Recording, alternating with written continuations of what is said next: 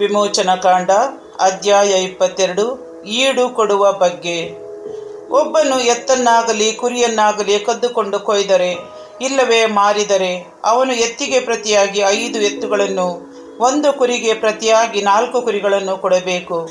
ಕಳ್ಳನು ಕನ್ನ ಕೊರೆಯುತ್ತಿರುವಾಗಲೇ ಕೈಗೆ ಸಿಕ್ಕಿ ಕೊಲ್ಲಲ್ಪಟ್ಟರೆ ಅದು ನರಹತ್ಯವೆಂದು ಎಣಿಸಕೂಡದು. ಸೂರ್ಯೋದಯವಾದ ನಂತರ ಒಬ್ಬನು ಕಳ್ಳನನ್ನು ಹೊಡೆದು ಕೊಂದರೆ ಅದು ನರಹತ್ಯವೇ ಸರಿ. ಕಳ್ಳನು ಕದ್ದದ್ದನ್ನೆಲ್ಲ ಪೂರ್ತಿಯಾಗಿ ಕೊಡಬೇಕು. ಅವನಲ್ಲಿ ಕೊಡಲಿ ಏನೂ ಇಲ್ಲದಿದ್ದರೆ ಮಾಡಿದ ಕಳ್ಳತನಕ್ಕಾಗಿ ಅವನನ್ನು ಗುಲಾಮನನ್ನಾಗಿ ಮಾರಬೇಕು. ಕಳ್ಳನು ಕದ್ದದ್ದು ಎತ್ತೋ ಕತ್ತೆಯೋ ಆಡು ಕುರಿಯೋ ಆಗಿದ್ದು ಅದು ಜೀವದಿಂದಲೇ ಅವನ ಬಳಿ ಸಿಕ್ಕಿದರೆ ಅವನು 2ರಷ್ಟು ಈಡು ಕೊಡಬೇಕು. ಒಬ್ಬನು ತನ್ನ ಹೊಲದಲ್ಲಾಗಲಿ ದ್ರಾಕ್ಷಿ ತೋಟದಲ್ಲಾಗಲಿ ದನಗಳನ್ನು ಮೇಯಿಸಿ ಅವು ಮತ್ತೊಬ್ಬನ ಹೊಲಕ್ಕೆ ಹೋಗಿ ಮೇಯುವಂತೆ ಮಾಡಿದರೆ ತನ್ನ ಹೊಲದ ಅಥವಾ ದ್ರಾಕ್ಷಿ ತೋಟದ ಉತ್ತಮ ಫಸಲಿನಿಂದ ಅವನಿಗೆ ಈಡು ಕೊಡಬೇಕು. ಒಬ್ಬನು ಹೊತ್ತಿಸಿದ ಬೆಂಕಿ ಆಕಸ್ಮಿಕವಾಗಿ ಮುಳ್ಳಿನ ಗಿಡಗಳಿಗೆ ಹತ್ತಿ ಅಲ್ಲಿಂದ ಮತ್ತೊಬ್ಬನ ದವಸದ ರಾಶಿಗಳಾಗಲಿ ಬೆಳೆಯಾಗಲಿ ಹೊಲವಾಗಲಿ ಸುಟ್ಟು ಹೋದರೆ ಬೆಂಕಿ ಹೊತ್ತಿಸಿದವನು ಈಡು ಕೊಡಬೇಕು. ಒಬ್ಬನು ಹಣವನ್ನಾಗಲಿ ಒಡವೆಗಳನ್ನಾಗಲಿ ಸುರಕ್ಷಿತವಾಗಿಡಲು ಮತ್ತೊಬ್ಬನಿಗೆ ಒಪ್ಪಿಸಿದಾಗ ಅದು ಆ ವ್ಯಕ್ತಿಯ ಮನೆಯಲ್ಲಿ ಕಳುವಾಗಿ ಹೋದರೆ ಕಳ್ಳನು ಸಿಕ್ಕಿಕೊಂಡರೆ 2ರಷ್ಟು ದಂಡ ಕೊಡಬೇಕು.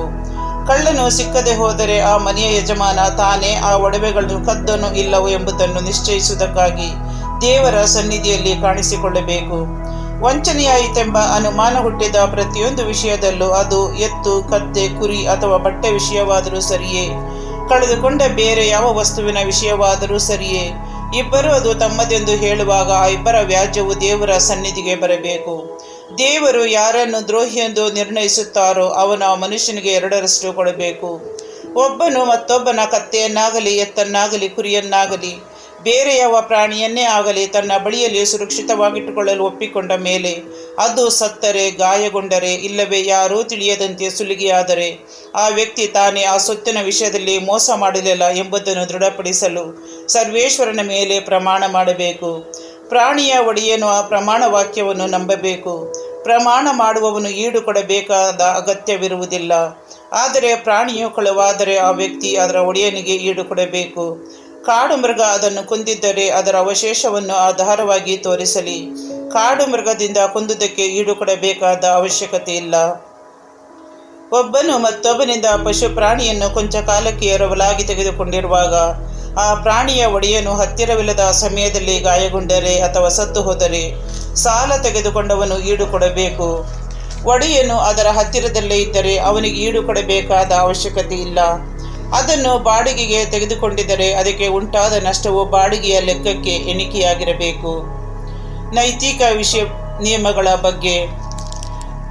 ನಿಶ್ಚಿತಾರ್ಥವಾಗದ ಹೆಣ್ಣನ್ನು ಒಬ್ಬನು ಮರಳುಗೊಳಿಸಿ ಅವಳನ್ನು ಕೂಡಿದರೆ ಅವಳಿಗಾಗಿ ತೆರವನ್ನು ಕೊಟ್ಟು ಅವಳನ್ನು ಮದುವೆ ಮಾಡಿಕೊಳ್ಳಬೇಕು. ಅವಳ ತಂದೆ ಅವಳನ್ನು ಅವನಿಗೆ ಕೊಡಲು ಒಪ್ಪದೆ ಹೋದರೆ ಆ ವ್ಯಕ್ತಿ ತಕ್ಕ ತೆರವನ್ನು ಹೇಗೂ ಕೊಡಬೇಕು. ಮಾಟಗಾರ್ತಿಯನ್ನು ಬದುಕಲು ಬಿಡಬಾರದು. ಪ್ರಾಣಿ ಪಶು ಸಂಘ ಮಾಡಿದವನಿಗೆ ಮರಣದಂಡನೆಯಾಗಬೇಕು. ಸರ್ವೇಶ್ವರನಾದವನಿಗೆ ಹೊರತಾಗಿ ಬೇರೊಬ್ಬ ದೇವರಿಗೆ ಬಲಿ ಕೊಡುವವನು ನಾಶಕ್ಕೆ ಅರ್ಹನು. ಪರದೇಶಿಯನಿಗೆ ಅನ್ಯಾಯ ಮಾಡಬಾರದು, ಅವನನ್ನು ಪೀಡಿಸಬಾರದು. ನೀವು ಕೂಡ ಈಜಿಪ್ಟಿನಲ್ಲಿ ಪರದೇಶಿಯರಾಗಿದ್ದೀರಿ ಅಲ್ಲವೇ? ವಿಧವೆಯರನ್ನಾಗಲಿ ದಿಕ್ಕಿಲ್ಲದ ಮಕ್ಕಳನ್ನಾಗಲಿ ಬಾಧಿಸಬಾರದು. ನೀವು ಇಂಥವರನ್ನು ಬಾಧಿಸಿದರೆ ಅವರು ನನಗೆ ಮೊರೆ ಇಡುವರು. ಆ ಮೊರೆಗೆ ನಾನು ಕಿವಿಗೊಡದೆ ಇರನೆಂಬುದು ನಿಮಗೆ ತಿಳಿದಿರಲಿ.